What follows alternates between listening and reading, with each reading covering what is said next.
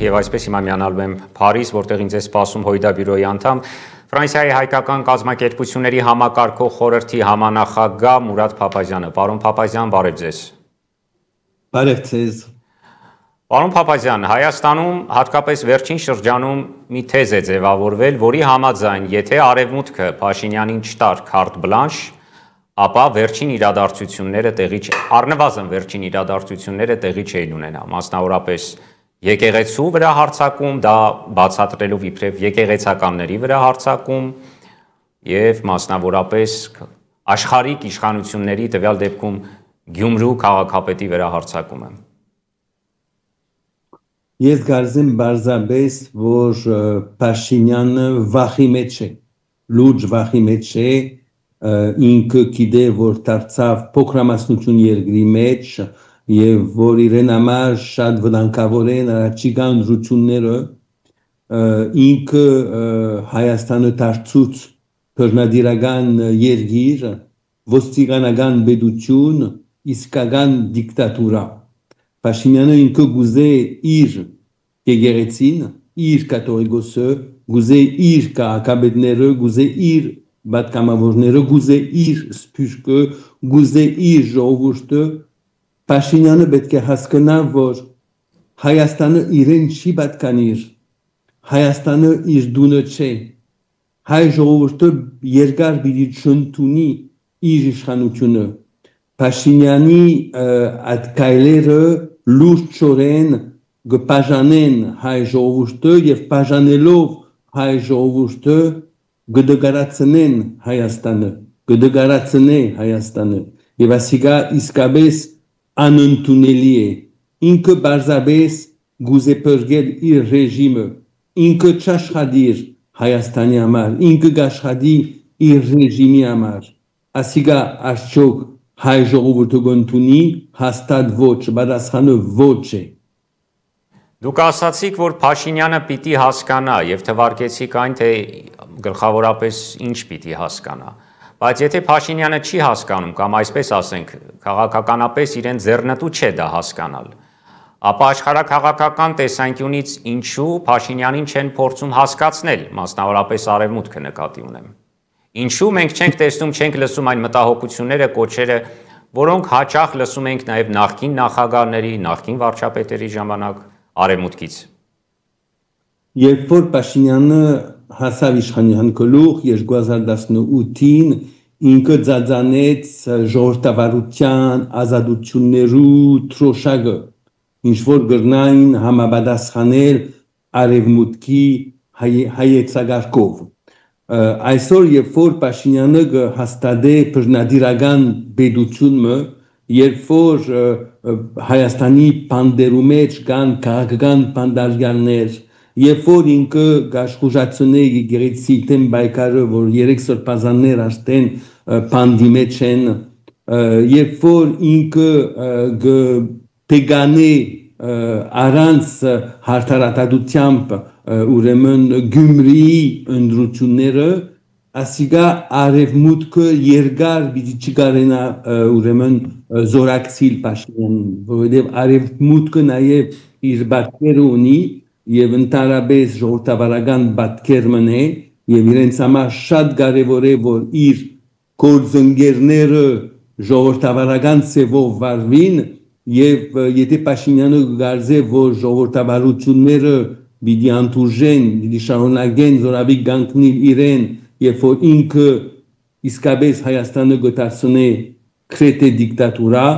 գսխալի եւ շատ պիտի զարմանա ինքը որ քանի ամիսեն շունենա Արևմուտքի գարկմը երկիրներու զորակցությունը ինքը պետք է վախնա այսօր ինքը մինակ պիտի մնա վա գնա քանի ուրեմն բեդություններ շարունակեն զորակցել իրեն օրինակի համար Թուրքիան օրինակի համար Ադրբեջանը որովհետև իսկապես այդ աշխատանքը որ գտանե Փաշինյանը Հայաստանի մեջ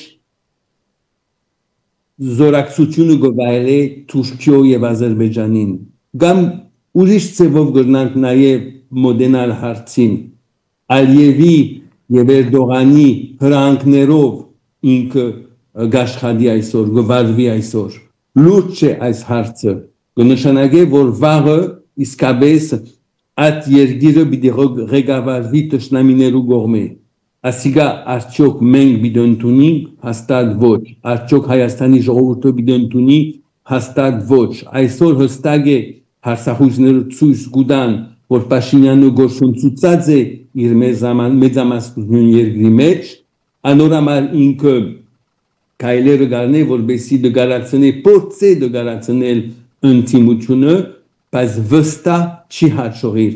վստահ ցախողության կմատնվի Փաշինյանը եւ իր քաղաքականությունը Քանի որ արձագանքներից խոսենք նաեւ Սփյուռքի արձագանքից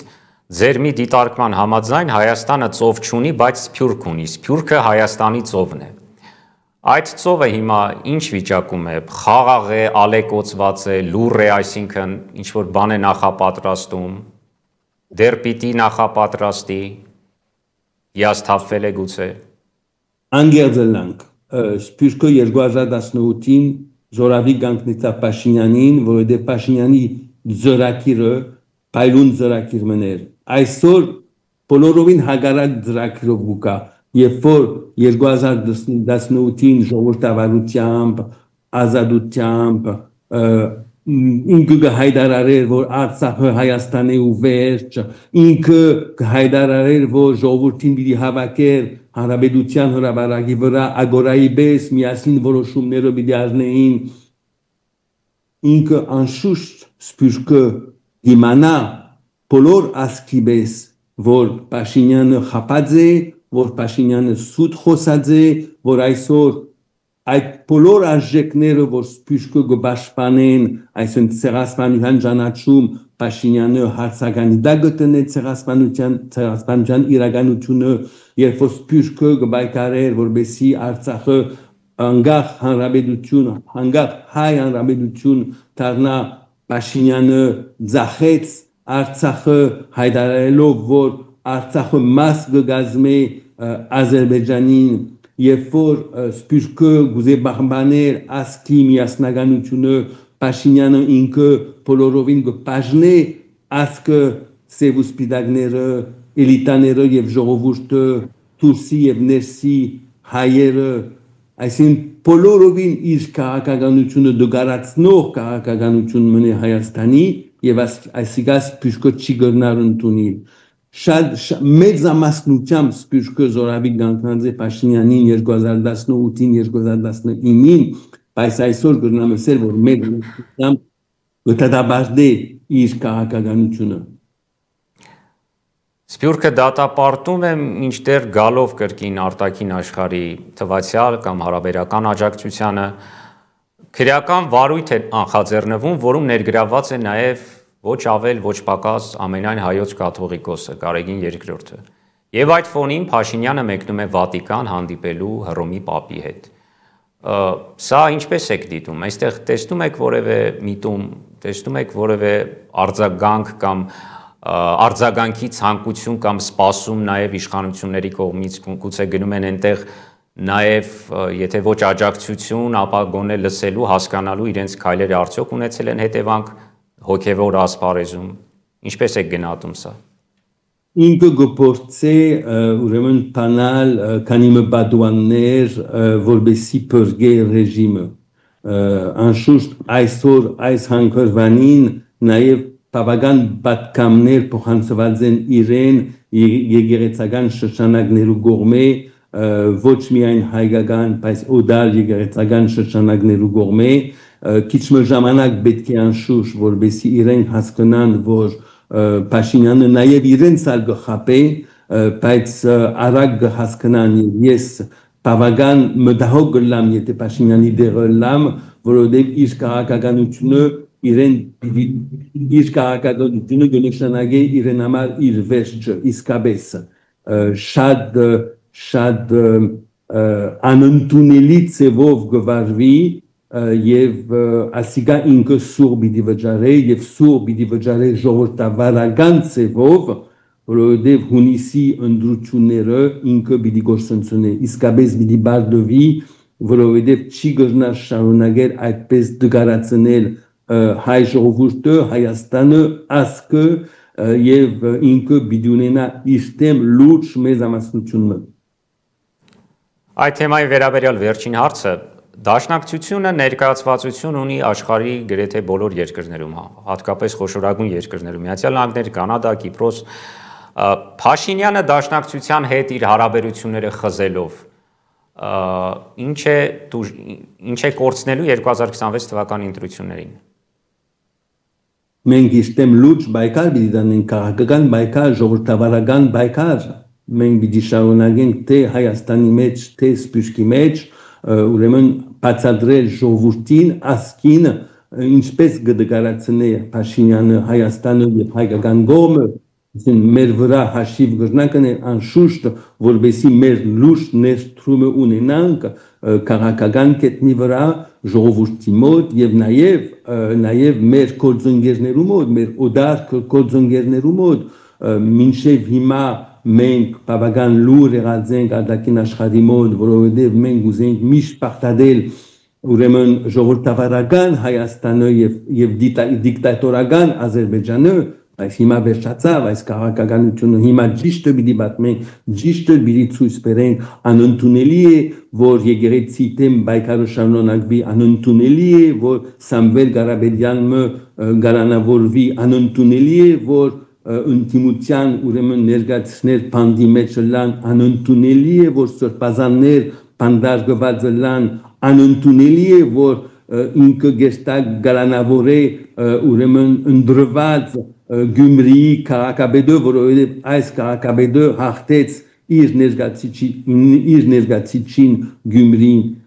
անընդունելին ընդունելի չէ։ Պիտի շարունակենք այս բայկարը եւ ինքը լուրջ բախի մեջ է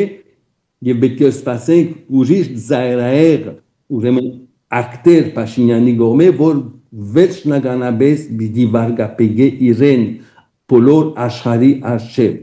Ասիկա չեմ խոսիր միայն ներքին աշխարհի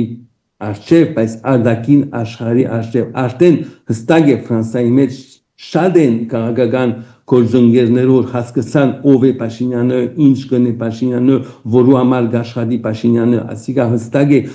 վերջ պետք է տնել, այդ չպետք է դարձնել Փաշինյանին, այդ չպետք է դարձնել, եթե չենք դարձնել Հայաստանի վերջն է։ Շնորհակալ եմ, պարոն Փափազյան, ես հիշեցնեմ, որ Փարիզից մեզ հետ զրուցում էր Ֆրանսիայի հայկական կազմակերպությունների համակարգող խորհրդի համանախագահ, ՕԻԴ բյուրոյի անդամ, պարոն Մուրադ Փափազյանը։